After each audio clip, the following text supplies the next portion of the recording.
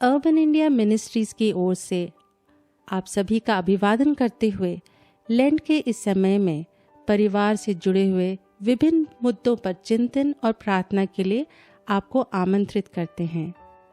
इस दौरान एक परिवार के रूप में हम यशायाह के 58 अध्याय से 40 दिनों तक अलग अलग मुद्दों पर चिंतन और प्रार्थना करेंगे। परमेश्वर की महिमा के लिए, उनके कार्यों को उनके इच्छा के अनुसार करने के लिए हम एक विनम्र हृदय से, पश्चाताप की भावना से खुद को अर्पित करते हैं। यह श्रृंखला अर्बन इंडिया मिनिस्ट्रीज के डॉक्टर पीसी मैथ्यू द्वारा लिखे गए हैं।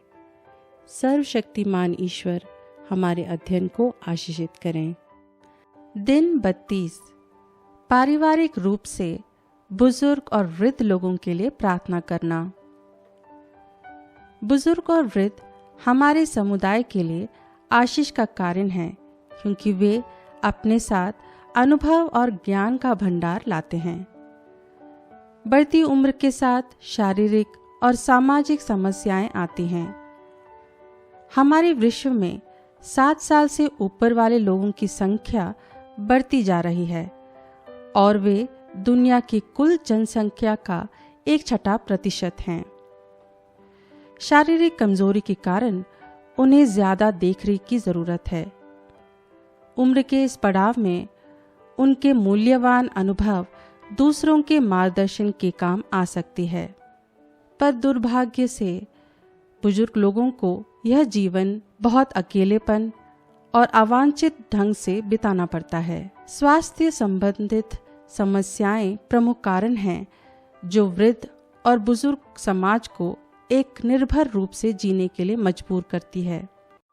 यह एक वैश्विक चिंता के रूप में उभर कर आ रही है, जिस पर परमेश्वर के लोगों का ध्यान होना चाहिए।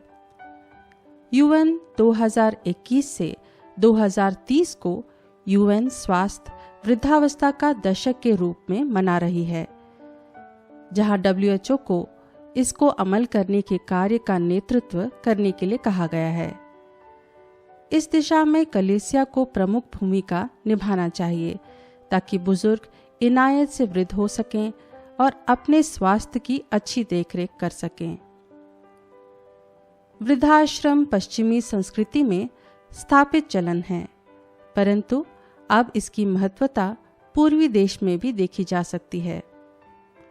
भारत और एशिया में घर के बुजुर्गों को वृद्धाश्रम में रखना एक तरह का सामाजिक लांछन बन जाता है, जहां इसे अपने माता पिता के प्रति जिम्मेदारी से पल्ला झाड़ने के रूप में देखा जाएगा। इसलिए कई वृद्ध लोग अपने बच्चों के साथ रहते हैं, जो कुछ परिवारों के लिए आशीष का कारण है और कुछ के लिए चुनौती। मुझे याद है कि एक बुजुर्ग ने मुझसे पूछा कि क्या लंबी आयु एक आशीष है या श्राप? थोड़ी देर रुककर उसने कहा, यह तभी आशीष है जब हम अपने बच्चों और नाती पोतों के बीच रह रहे हों, वरना ये एक अभिशाप है।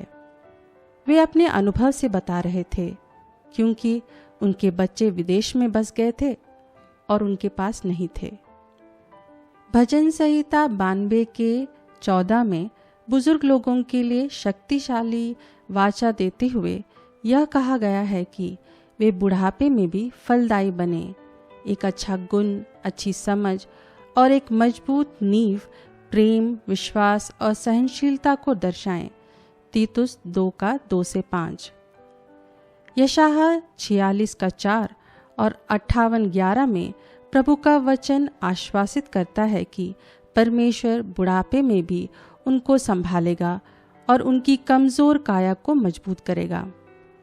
इसका मतलब है कि वृद्धावस्था में जीने वालों को खेत में नहीं जीना पड़ेगा, परंतु एक नई ऊर्जा से उन्हें इस नए दौर को देखना चाहिए।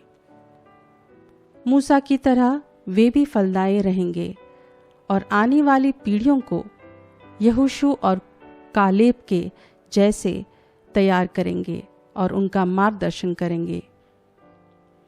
ये अनिवार्य है कि कलीसिया, समाज और परिवार हमारे बुजुर्गों को प्रोत्साहित करें कि वे अपने अनुभवों को रचनात्मक तरीकों से परमेश्वर की राज्य के लिए इस्तेमाल करें और अपने जीवन को एक नई ऊर्जा के साथ एक महत्वपूर्ण मकसद से देखें। साथ ही साथ इस नज़रिए को भी अपनाएं कि वृद्धावस्था जिंदगी के आखिरी साल होते हैं, इसलिए जितना हो सके वे अविश्वासियों को सुसंदेश सुनाने की कोशिश करें और प्रभु में जीवन जीने के लिए मार्गदर्शन करें। आइए हम प्रार्थना करें। प्रभु, हम धन्यवाद देते हैं कि आप हमारी परवाह और देखभाल हमारे बुढ़ापे में भी करते हैं। हम उन बुजुर्गों के लिए प्रार्थना करते हैं जो तिरस्कृत हैं और अप्रयुक्त महसूस करते हैं। कलीसिया की मदद करें कि वे वृद्ध और बुजुर्गों को सांत्वना दे सकें, उनकी देखभाल कर सकें और उनके ज्ञान और अनुभव की मदद से लोगों को परमेश्वर की ओर ला सकें। हम उन वृद्ध और बुजुर्गों के लिए भी प्रार्थना करते हैं जिन्होंने अपना जीवन परमेश्वर को नहीं दिया है। उनके हृदयों को ग्रहणशील बनाएं। देखभाल करने वाले बच्चे एवं नाती पोतों को अपनी अनुग्रह प्रदान करें ताकि वे बुजुर्गों की ज़रूरत के समय उनके पास पाए जाएं। यीशु के नाम पर हम प्रार्थना करते हैं, आमीन। हमारे साथ जुड़ने के लिए हम आपका धन्यवाद करते हैं। आपके किसी भी प्रार्थना निवेदन के लिए प्रार्थना करने के लिए हम प्रतिबद्ध हैं और हम यह भी सुनना पसंद करेंगे कि इन प्रार्थनाओं ने आपके परिवार को कैसे आशीष प्रदान किया है। हमें familyprayer@uimfrti.org पर ईमेल करें। परमेश्वर आपको और आपके परिवार को आशीष प्रदान करें।